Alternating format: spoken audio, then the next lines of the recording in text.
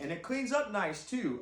So you can use your volume knob on your guitar to clean it up a little bit. I think this was a good build, and this is one of the classic guitar pedals. Came out in the 70s, and a lot of notable players have liked them, and I can see why. So anyways, if you want to buy this pedal, shoot me an offer. I got $100 in it, so, and a lot of hours. Okay, see ya. Have a good day.